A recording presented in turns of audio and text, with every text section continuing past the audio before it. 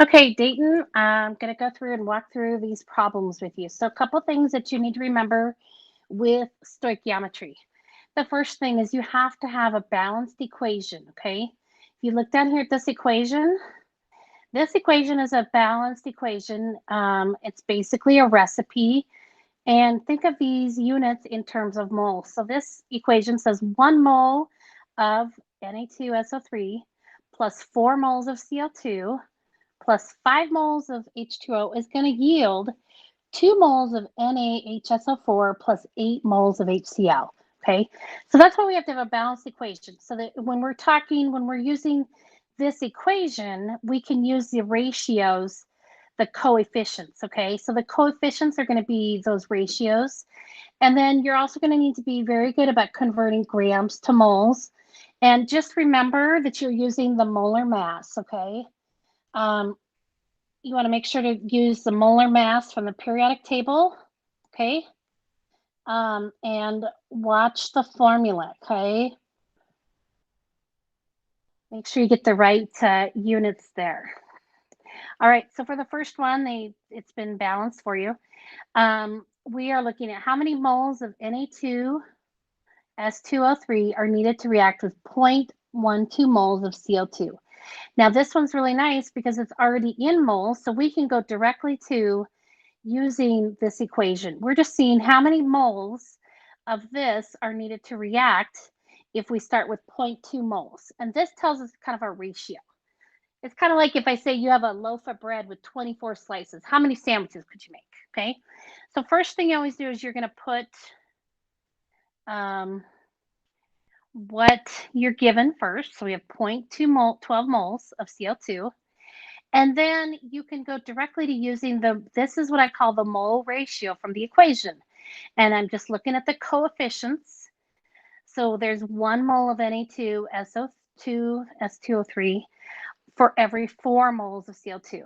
You're going to go through and you're going to multiply across, and then you'll divide by 4, and this will give you the answer of 0.03 moles of Na2S2O3. Okay. B is going to be a similar thing. We're just looking at moles to moles. So how many moles of HCl can form from 3 moles of CO2? So again, we start here. You always write what's given first.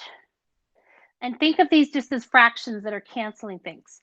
Then what you want to do is we want to have, so this is just a fraction. It's just over 1.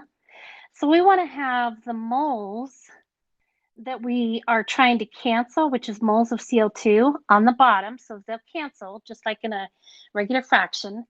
And then the moles that we want those on the top. So we're trying to find moles of HCl, okay? That's what we're trying to find. So then again, looking at the equation, I'm just looking here that 8 moles of HCl are going to be produced from 4 moles of Cl2. So I'm just going to plug those numbers in, and then you're just going to go across and multiply and divide, and you end up with 6 moles of HCl, okay? Okay, number 2, reaction that you need to balance first, which is a pretty easy one. You just need to get 10 oxygens on the left side, so that's a pretty easy thing. And you just put the 1 there just so you know that that's 1 for your coefficient. Okay, so this one, number 2A, says, how many grams of O2 are needed to combine with 6.85 grams of phosphorus? Okay, now because we're starting with grams, we got to first convert to moles. Okay, so we're looking at grams of H2O. Let's see here. So we've got 1, 5, 1. Okay. So we're looking at grams of H2O. So H2O to react with phosphorus. Okay. Now, first thing we do is we write what's given, what we're given, which is 6.85 grams of P4. Keep that 4 in mind. And to convert this to moles of phosphorus, because we can't use this equation if we don't have things in moles. First thing we got to do is look at the periodic table and get the mass of phosphorus and times that by 4. That's really important. If that just had a P, it would be just the mass. But where it's P4, you have to make sure you multiply the mass of phosphorus times 4 to get that. Okay, now we end up with 0.05 moles of phosphorus. So now we're able to talk in a way that we can use our equation, okay? So we want moles of phosphorus on the bottom so they cancel. And then we want moles of O2 on the top because we're trying to figure out how many grams of O2, but we first got to go to moles. Okay, so hopefully I'm not talking too fast. So we got moles of phosphorus. We're going to use the molar ratio, just looking at the balanced equation here, where we have 5 moles of oxygen and 1 mole of P4. We do the math and we get 0.27 moles of oxygen. Okay, now we've got to convert this answer to grams because it's asking for grams.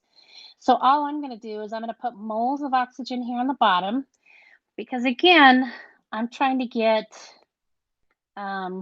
moles of oxygen to cancel, and I want my final answer to be grams of oxygen, okay?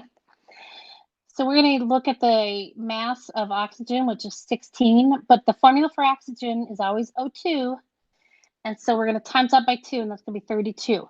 We do the math, 0.27 times 32, 8.86, okay? Excuse me. B is going to be the same idea. How many grams of P4O10 can be made from 8 grams of O2? So again, if you're starting with grams, you have to first convert to moles, okay? So you're converting to moles here, and we're going to use the mass of O2, which is just the molar mass of oxygen times 2, to get us to moles of oxygen. Once we have moles, then we can look at our mole ratio again, and we can see that moles of oxygen we want to cancel because we're trying to get to moles of P4. That's what we're trying to get to is P4O10, okay? And you look here at your balanced equation, 1 mole of P4O10, it reacts from 5 moles of O2, okay? So now that you've converted from P4O10, you've got to moles of P4O10.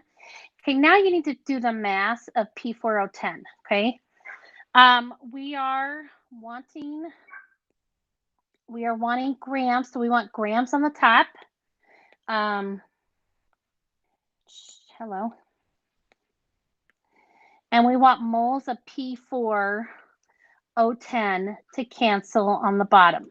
Okay, so basically you're going to take phosphorus, find the mass of it, times 4, and then add the mass of 10 oxygen. Okay, and that you get that number, and you end up with this 14.2 grams. Okay. Then, oops, undo that. Okay, the next problem is the same idea. How many grams of phosphorus are needed to make this many grams? So again, you're going to go from grams to moles so that you can use this mole ratio, which is from your balanced equation. Okay, so hopefully this helps you to make sense.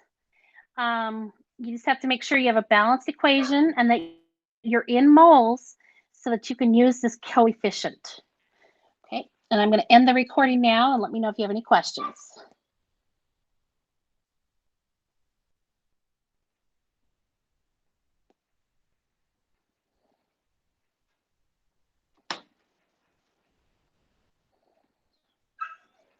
Clara, let the dog